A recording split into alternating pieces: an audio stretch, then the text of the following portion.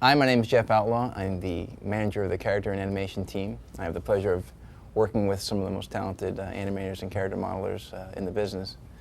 I was started off on Geist as a world builder and then moved over to the character and animation team, seeing the project through to the end. We enjoyed every bit of it. We had some really nice stuff. We did a lot of RTAs, or real-time animation movies, in the game that tell the story, and just everything that came out of the game came out great. I was going to show you some of the tools that we used to create the product that we did. Well, we used 3D Max to do Geist, and we had a lot of tools made inside of 3D Max by our engine team. Some of the things I created, one of the things I created was the animation tool export. We were able to have more than a whole series of animations in one Max file and jump between them just using this tool here. Start an animation that would maybe have him shocked, and then bring him down to just a stand idle. This allowed us to have the same starting position for all of them and made the blending a lot easier. Made us a simpler way to add animations to a set just by jumping through this tool here. This is our model and animation viewer tool that the engine group created for us. It allows us to see the animations playing on the characters, just running in a loop. We can get as close or far away as we want to. We can slow it down, speed it up. We can show them in wireframe. Oops. And we can show them in wireframe. We can cycle through the animations, load up the entire animation set for the character to see them all, make sure they all work okay. We can apply the wrong animations to the wrong model, and then the right ones to the right model. Get in as close as we want to them.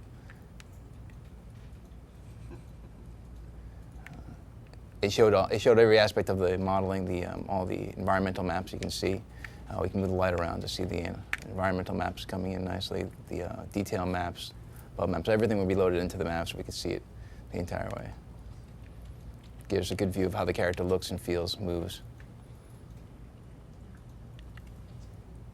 As the art production manager, it was exciting working with the leads on the project, working with the designers, working with the scripting team, the coding team, and just kind of working with everybody to make it all come together. It was a very exciting project. I think some of the highlights were, just seeing the final product, come all together towards the end.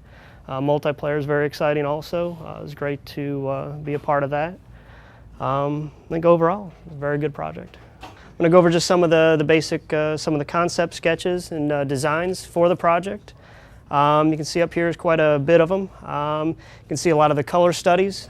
We did go through a lot of detail, just trying to get everything, to match in with the environments to fit and look as great as possible. You can see some of the evolution of Volk's, some of his earlier designs to final approved concept there. Some of his color studies. He's one of the main characters. Not the main playable character, but one of the main ones in the game. He turned out really good. Everybody was very happy with the final product on him.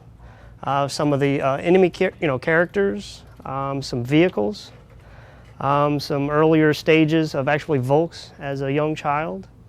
Some of the enemy villains there, they didn't quite make it into the game. A couple of these sketches did make it in the game, but just kind of remained on some of the boards. This is just a few samples of the hundreds and hundreds of sketches that went into Geist design. Pretty much Geist's art style kind of evolved pretty much as a collaborative effort of everybody. During the years, definitely the art style kind of improved. I mean, definitely. I feel that there wasn't any one sole person that said this is exactly the way it has to be. It was kind of a collaborative group effort, and it made for a very interesting design, and I think where we ended up was very good. Everybody was very happy with the final stuff in game.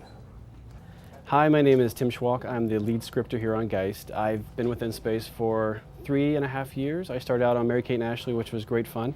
And I moved on to Geist, which proved to be even more fun. I was kind of in charge of the scripting team, and we were the guys that really put all the fun into the game, so you can thank us for loving it. And you might recognize my name from such places as 1B, the Schwalk Ale Can. Always great fun. So enjoy, Geist. Good talking to you. One of the events I worked on, for example, was a mouse sneaking puzzle where we had to set up traps, that would attract the mouse, and then we had to script it so they would be attracted to the cheese, and then if the player ate the cheese, then they wouldn't be attracted to the traps, and then also making the puzzle interesting, for the player to navigate, and providing them with enough opportunities so it wasn't instant fail kind of scenario. As far as scripting goes, it's been quite interesting and exciting because it's amazing seeing your work go from nothing to actually active, in the game and playable. You can make changes quickly on the fly, and then all of a sudden, you can run it to the cube and you can actually see the effects in real time. So it's really kind of, I guess, a powerful feeling at times. My name is Joshua Crow. I'm the lead programmer on Geist. That means that I coordinated amongst all the other programmers and also did some of the programming myself. All of the vision filters you see in the game, the collision, the AI, all the things that actually make the game you play happen, I coordinated and worked on. I worked with Ted and Dan also to make sure that the vision that the designers had, that what they wanted to see in the game was what you actually play. There was a lot of challenging stuff to do for this game. Certainly, there were a lot of things you could possess, and we wanted to make sure that the player really had fun being all of the things they could be. We wanted to make it interesting to roll around as something, to be a dog, to be a mouse, to be a guy with a gun. And all of this variety took a lot of time and effort, but I think in the end we came up with something that people are really going to enjoy playing. Hey, what's up? My name's Andy Pasiga. I'm lead world builder on Geist. I've been on the project since it began a couple years ago, and what we have up here is a multiplayer level, which is the boss level.